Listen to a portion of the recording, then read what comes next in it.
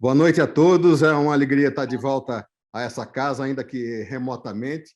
E, professor Marco Sintra, faz exatamente 29 anos que eu apresentava aí a PEC 04 de 93, inspirado no seu seminal artigo publicado na Folha de São Paulo, que deu início a todo esse debate. E ouvi agora o professor Chenet, o professor Wise, e ouvi o próprio professor Marco Sintra. É realmente uma sensação revigorante, que a nossa luta está mais atual do que nunca e nada tão forte do que uma ideia cujo tempo chegou. Eu acho que se houve um lado positivo da tragédia da pandemia foi essa acelerada transformação digital. Eu acho que nada mais oportuno do que o momento de realmente nós pensarmos, sermos mais ousados do que uma mera reforma tributária, pensarmos fora da caixa e efetivamente darmos oportunidade a uma verdadeira transformação digital, a forma de financiar o Estado. A minha pergunta vai para o professor Vaz com relação à base que foi discutida. Realmente aqui, os que se opõem a esse novo conceito tributário invariavelmente recorrem ao tamanho da base do CPMF, lá de 93, que era o imposto sobre as compensações de cheques, variando entre 6 e 7 PIBs. Mesmo assim, com toda a eficiência, chegou a gerar 15% da arrecadação, com a alíquota de 0,3, 0,38% do PIB. Quando a gente entra no BIS, né, o Bank for International Settlements, a gente vê exaustivamente a relação das transações nos 58 países associados ao BIS. E nos Estados Unidos não é diferente o volume de transações. É algo muito próximo do que a média mundial que o professor Chenet nos mostrou, de algo em torno de 150 PIBs, se nós levarmos em conta todos os vários tipos de transação, de derivativo, de mercado de capitais, de câmbio, de transações mercantis.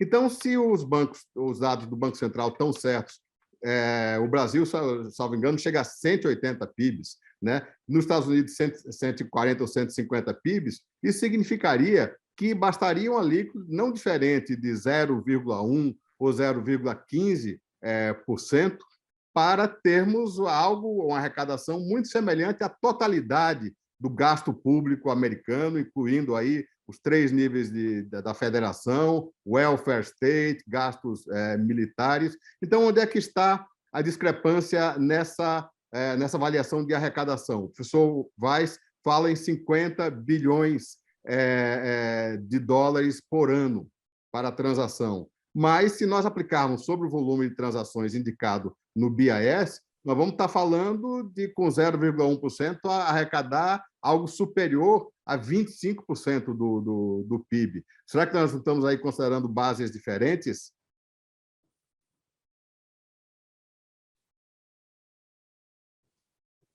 Well, and I'd invite Professor Chesney to comment on this as well. I think a couple of things. One is there is a need for an estimate of the reduction in demand due to the tax. And so it's not possible just to take the base times the tax without the deflation of the reduced demand. There's also a problem of collecting. One subject I didn't mention in the United States is you need an architecture and an infrastructure to collect the tax. And I agree that digitization should make it more feasible in a certain way, but to have the official sector get its hands on the tax is a subject. The reason we were optimistic about our tax in the United States is that the Securities and Exchange Commission is already funded by a micro tax that pays for its operations every year. And so our proposal simply took the exact same architecture and expanded it. But someone does have to collect and someone does have to remit to the central government. So that's a second issue. The third issue is that, financial markets reinvent themselves very easily. And so, as I said, even for the United States, trading could move to other jurisdictions. And so it's a bit like the discussion around the international minimum tax, which is now trying to be implemented everywhere, where the optimal solution is to have all countries OECD countries, for example, participate in the discussion to have a framework which then gets adopted legislatively in each of the countries, because there is a risk of the Sweden outcome or the Italy outcome where the trading simply migrates to a different jurisdiction. Those are the things which work against the absolute amount of money that gets collected under such a tax. And so I would have to look at each of these for consistency in terms of the base and how it treats those three effects. But they're real challenges. Obrigado, professor.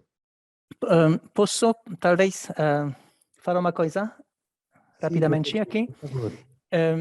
Um aspecto importante sobre esse câmbio de país, mudança de país para uma transação, o importante é onde o banco paga os impostos. Então, um banco suíço, se não quer pagar o microimposto e vai para Londres, não tem importância, porque fica um banco suíço. Importante entender isso. Quando o banco fica na Suíça, se o UBS, por exemplo, como banco suíço faz transações no estrangeiro, tudo bem. Mas o UBS fica como banco suíço. Então tem que pagar o microimposto. Então o ponto não é de saber onde faz as transações. O ponto é saber se a empresa, o banco neste caso, é suíço sim ou não.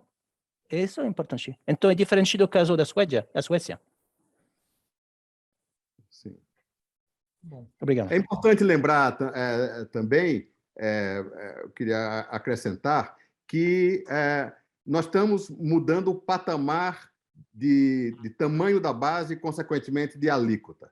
Nós estamos saindo das bases clássicas do imposto de renda ou do imposto sobre consumo, que aqui no Brasil deve ser 1 ou 2 trilhões ou 3 trilhões de reais, para o patamar do 4 trilhão, né?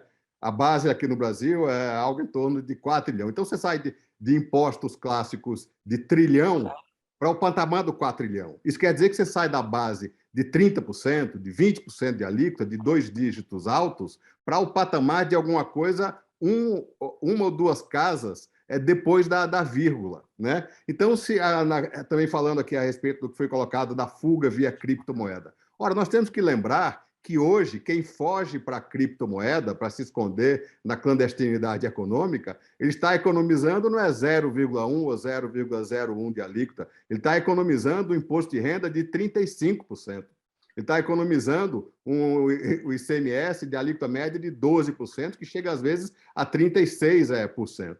Então, o sistema tributário sempre vai forçar a imaginação das pessoas a buscar uma fuga, mas essa fuga, essa criatividade é inversamente proporcional ao tamanho da base e, consequentemente, ao tamanho da alíquota. Se hoje existem estímulos para a fuga, esse estímulo é muito maior do que de uma base tão gigantesca que possibilite uma alíquota tão baixa, consequente um estímulo a esta excelência fiscal muito menor do que é hoje.